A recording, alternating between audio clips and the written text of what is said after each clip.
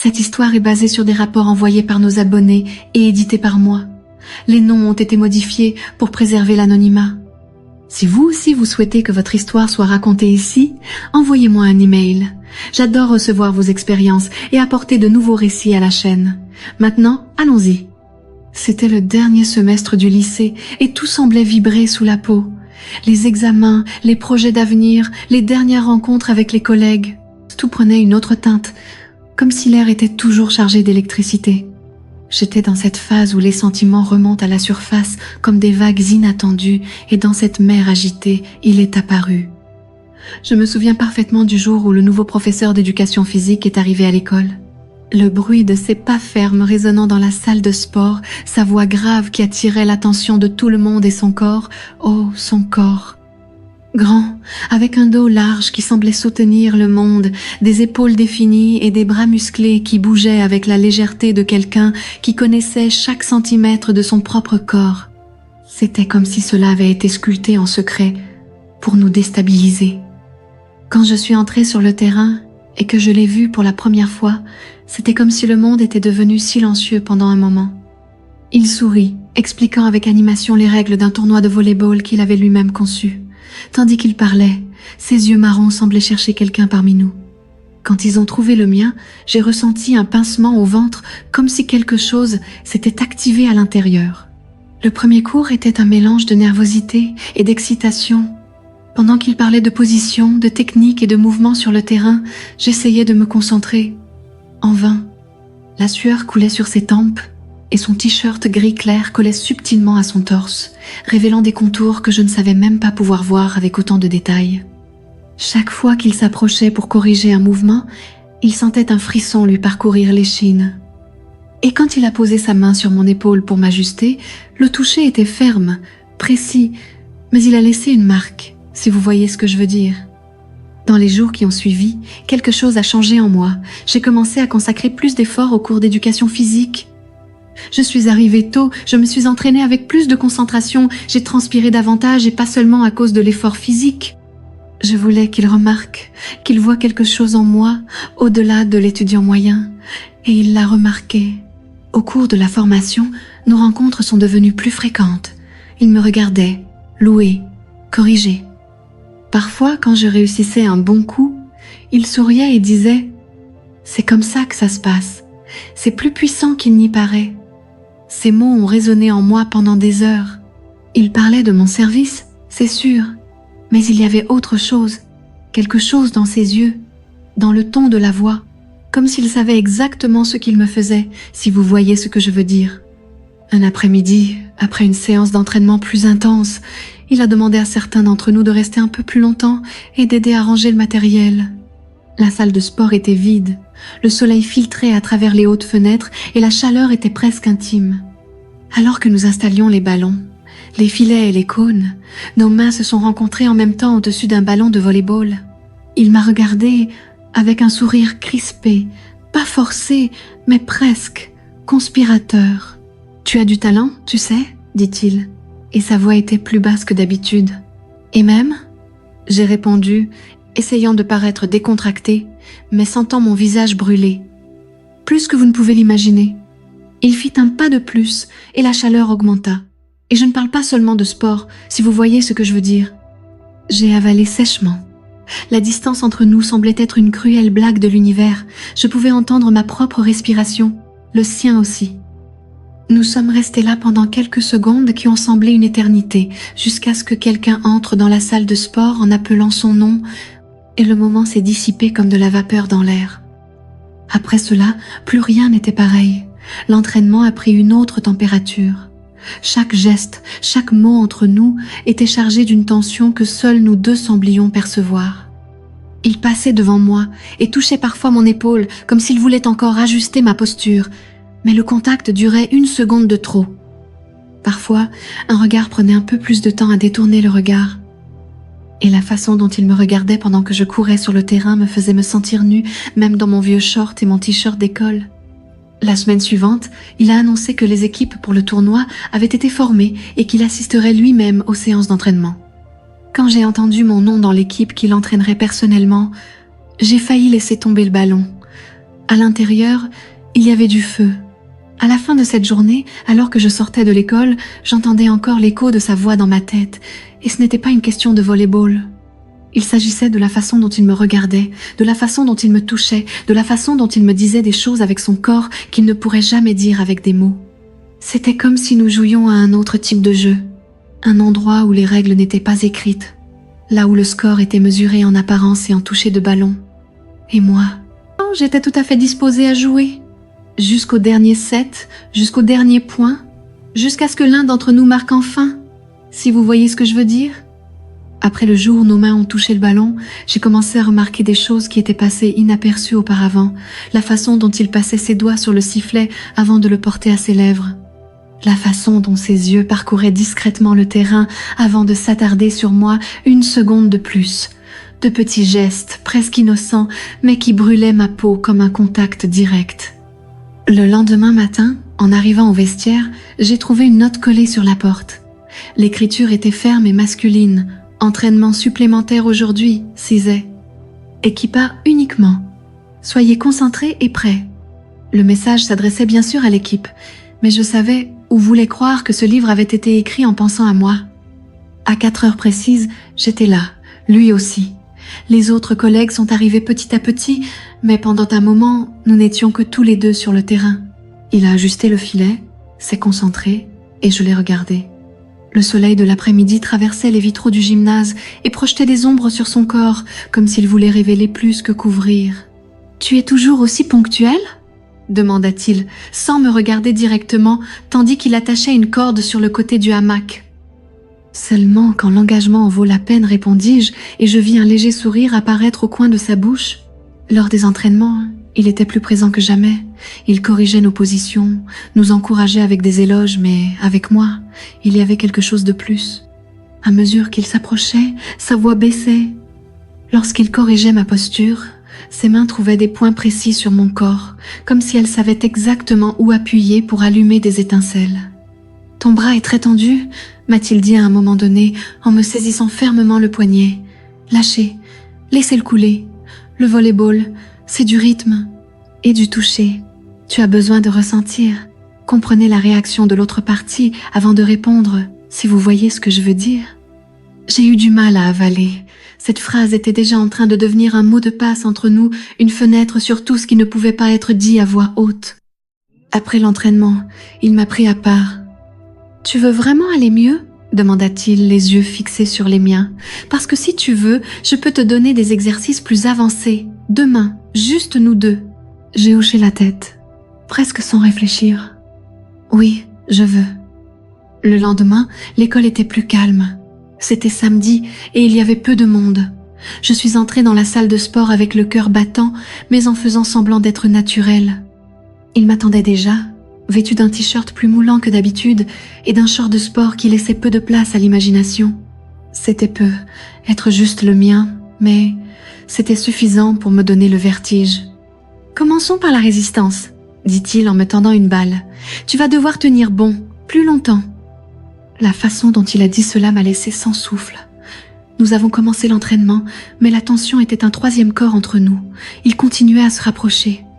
Il a corrigé mon service en venant de derrière, ses mains guidant mes hanches, sa poitrine effleurant légèrement mon dos. Le contact était professionnel jusqu'à un certain point. À un moment donné, il m'a demandé de m'allonger sur le dos sur le sol du tribunal, les bras tendus, pendant qu'il me faisait une démonstration d'un exercice d'étirement. Il s'est agenouillé à côté de moi et a attrapé ma jambe, la soulevant lentement. « Vous devez sentir l'étirement dans votre dos, » dit-il en massant le muscle avec ses doigts. « Respirez profondément, se détendre, laisse mon corps me dire où est la limite. Et jusqu'où je peux aller avec toi, si tu vois ce que je veux dire. » Tout mon corps réagissait à chaque contact, à chaque mot. Je pouvais sentir la chaleur monter entre mes jambes, même si elle n'était jamais arrivée jusque-là. C'était comme si l'anticipation, le non-dit, était plus érotique que toute action directe. Après l'exercice, je me suis assis à côté de lui sur le sol du tribunal. Nous étions essoufflés, en sueur. Il m'a regardé attentivement et a passé sa main dans ses cheveux, comme s'il repoussait une pensée interdite. « Tu es dévoué, » dit-il, la voix rauque. « Seulement avec ce qui en vaut la peine. » Silence. Cela pourrait être dangereux, ajouta-t-il en me regardant dans les yeux. Nous sommes déjà dans le jeu, professeur. À présent, le réseau est en panne. Il a ri, mais c'était un rire retenu, plein de désir et de vigilance. Nous étions là à nous regarder, si proches que je pouvais sentir la chaleur de son corps.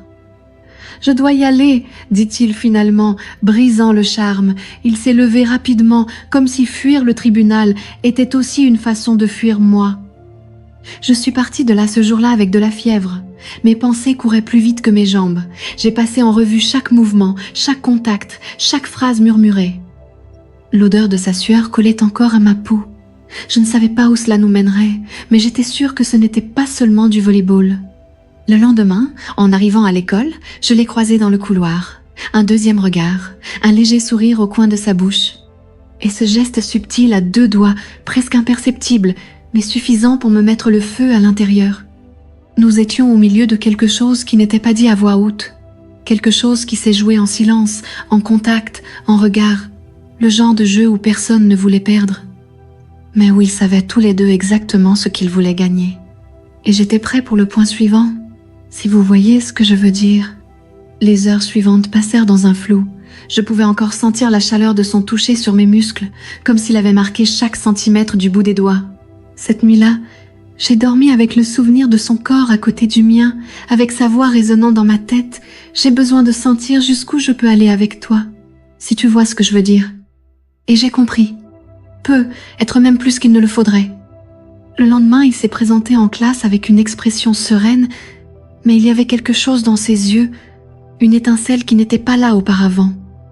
Il m'a jeté un coup d'œil rapide dès que je suis entrée dans le tribunal, un regard qui disait tout sans rien dire, ce genre de regard qui vous déshabille par son intensité. Pendant l'échauffement, il est passé devant moi et m'a dit à voix basse « Pourras-tu m'accompagner aujourd'hui, ou devrais-je t'apprendre à respirer à nouveau ?» J'ai haussé un sourcil, essayant de cacher le frisson qui me parcourait l'échine. « Cela dépend. Préférez-vous halter ou respirer régulièrement ?» Il sourit, et il n'a pas répondu. Il a continué à marcher comme s'il avait laissé volontairement ce double sens en suspens entre nous comme une fumée chaude. Le cours était plus technique que d'habitude, mais rien n'y était commun.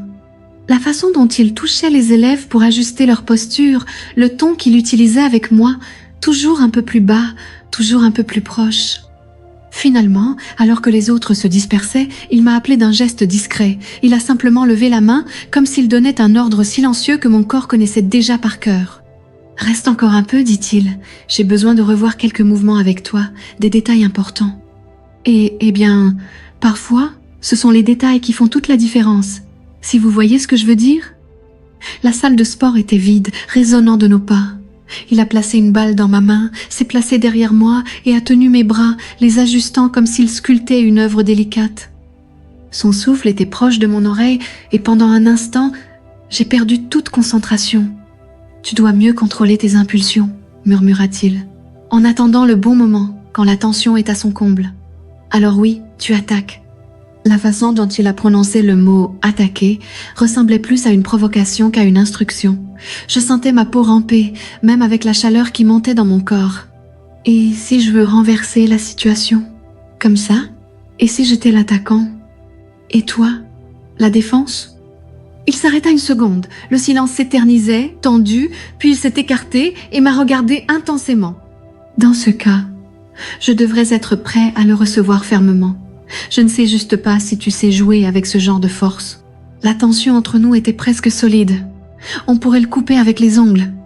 Et, d'une certaine manière, cela nous a permis de garder le contrôle, ou de donner l'impression que nous avions encore un certain contrôle. Il s'éloigna et prit 2 bouteilles d'eau. Il m'en a lancé un, et a bu lentement, ses yeux toujours fixés sur les miens. « Il y a un match samedi après-midi, » dit-il en changeant de ton, essayant de paraître plus neutre. « Équipe réduite, invité seulement. Vous êtes sur la liste. » Et où sera-t-il ? Salle de sport fermée. Après les heures, peu de lumière, seuls ceux qui savent vraiment jouer. Êtes-vous d'accord ? J'ai hoché la tête avec un sourire en coin. Avec ce genre d'invitation, il n'y a aucun moyen de dire non. Samedi, je suis arrivée le cœur battant. La salle de sport était faiblement éclairée, comme il l'avait promis. Il y avait quelques personnes de l'équipe, mais l'atmosphère était différente, plus intime. L'énergie dans l'air était presque électrique. Le match a commencé et comme toujours, il était sur le terrain. Mais cette nuit-là était différente.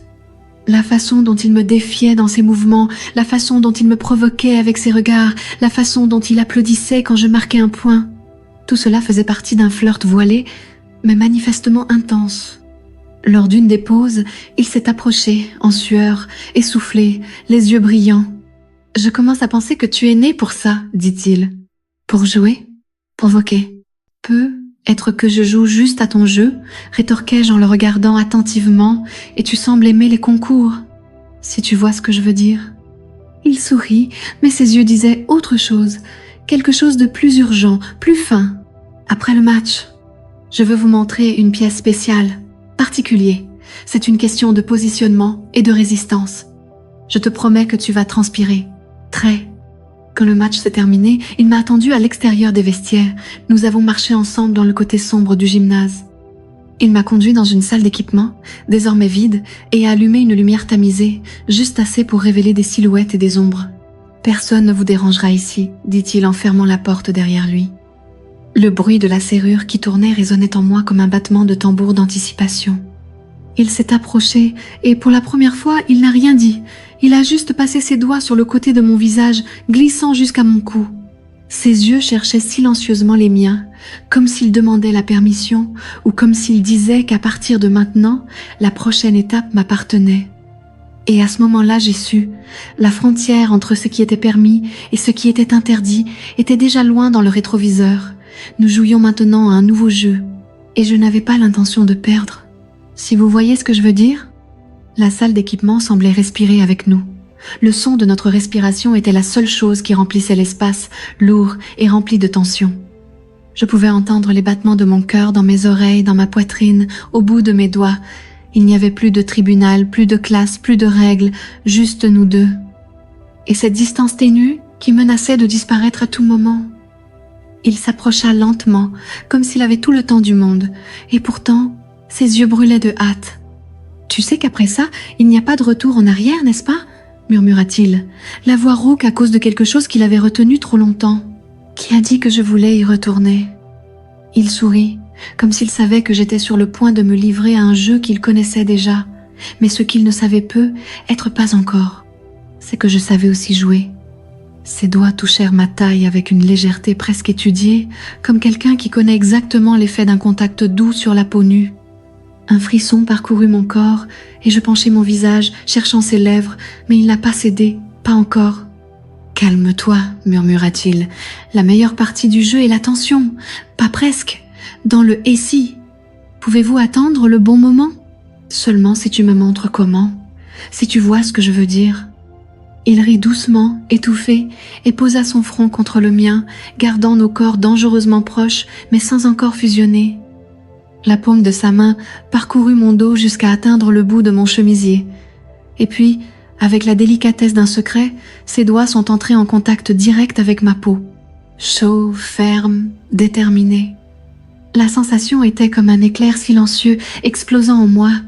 Je fondais sous chaque geste, chaque regard qu'il me lançait, comme s'il me démêlait morceau par morceau. Lentement, délibérément. Il savait l'effet qu'il produisait et il semblait s'en réjouir. « Tu es fait de tension et de désir. Un champ électrique ambulant, dit-il, sa bouche effleurant mon cou. Et savez-vous ce qui se passe lorsque deux charges se rapprochent trop? Est-ce qu'ils explosent? C'est exact, et je ne suis pas responsable des dégâts. » Sa langue traçait une ligne à peine perceptible de ma mâchoire jusqu'à derrière mon oreille. Je haletais involontairement, sentant mes jambes vaciller. Il me tenait fermement par la taille et souriait, comme si chacune de mes réactions faisait partie d'une expérience qu'il gagnait haut la main. « Tu dois arrêter de faire ça ?» dis-je à bout de souffle. « Pour faire quoi ?»« Laisse-moi comme ça. »« Comme ça ?» Pas d'air, pas de sol. Il n'a pas répondu. Il m'a simplement retourné prudemment et a appuyé mon corps contre l'une des étagères de la pièce.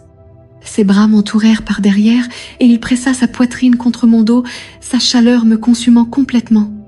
Et là où personne d'autre ne pouvait nous voir, là où les yeux de l'école ne pouvaient pas nous atteindre, il m'a guidée à travers un autre type de chorégraphie. Ses lèvres touchaient l'arrière de mon cou, ses doigts entrelacés avec les miens, tandis que ses hanches s'alignaient avec mon corps, suivant un rythme que seuls nous deux comprenions. Un jeu de toucher et de taquinerie où chaque mouvement avait une double signification. Là où le simple acte de respirer est devenu une invitation. Et je les ai tous acceptés. « Tu apprends vite », me murmura-t-il à l'oreille. « On sent déjà le rythme, sachez quand avancer et quand reculer. C'est rare. Peut être que j'ai juste besoin du bon entraîneur, dit-il en souriant entre deux soupirs. Si vous voyez ce que je veux dire. » Il m'a légèrement mordu l'épaule en réponse. Un geste qui mêlait affection, désir et domination. J'étais abandonnée, mais aussi maître de la situation. Une danse de pouvoir déguisée en séduction.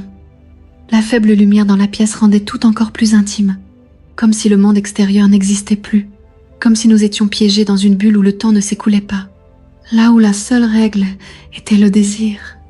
Finalement, il s'éloigna un peu, ses yeux toujours fixés sur les miens, haletants. Je dois dire, tu m'as surpris. Et regardez, j'ai vu beaucoup de choses dans cette vie. Je ne t'ai même pas encore montré tout ce que je sais, dis-je en taquinant avec un sourire en coin. Il m'a regardé comme s'il analysait mon âme, puis il a tenu mon visage entre ses mains et m'a embrassé, cette fois sans retenue, aucune tension, presque sans. C'était le baiser de quelqu'un qui franchit la ligne et sait qu'il n'y a pas de retour en arrière. Et là, dans cette pièce oubliée, entre filets enroulés et ballons de volée, deux corps se retrouvaient dans un jeu sans règles, où le score n'avait pas d'importance, juste le toucher. Je le veux juste. Quand nous sommes partis, des heures plus tard, le ciel s'assombrissait déjà dehors, l'école semblait être un monde de distance. Et tout en moi, de ma peau, à mes pensées, portait la marque de cette rencontre. Un sceau invisible qui disait « quelque chose a changé ».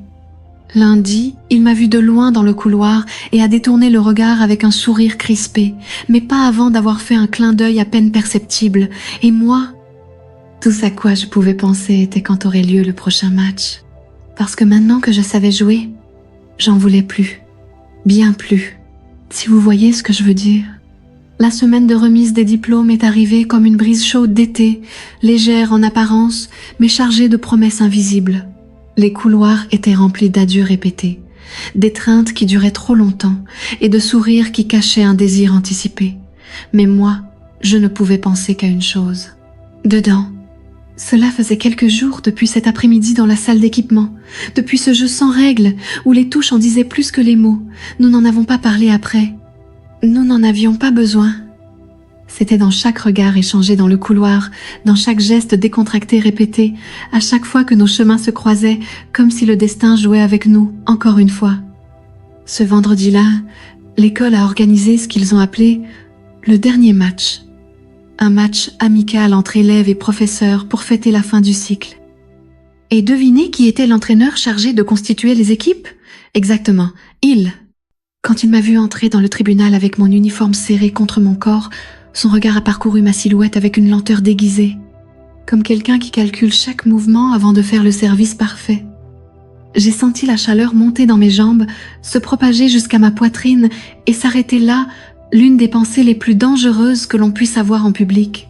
« Tu vas jouer dans mon équipe aujourd'hui », dit-il avec un sourire discret. « J'ai besoin de mon meilleur joueur à proximité, si vous voyez ce que je veux dire. » J'ai levé un sourcil et j'ai répondu avec un sourire narquois, le même qu'il connaissait déjà bien. Le jeu a commencé, mais il n'y avait pas que le match de volley-ball qui s'y déroulait. À chaque jeu, à chaque contact, à chaque célébration qui nécessitait une poignée de main ou une étreinte plus étroite que nécessaire, il y avait quelque chose qui palpitait entre nous. Quelque chose que personne d'autre n'a vu, mais qui était là, dansant sous la surface. À un moment donné, après un point décisif, il m'a tiré par la taille dans une étreinte de célébration qui a duré une seconde de plus qu'elle n'aurait dû. Sa barbe effleurait mon cou et je sentais son souffle chaud.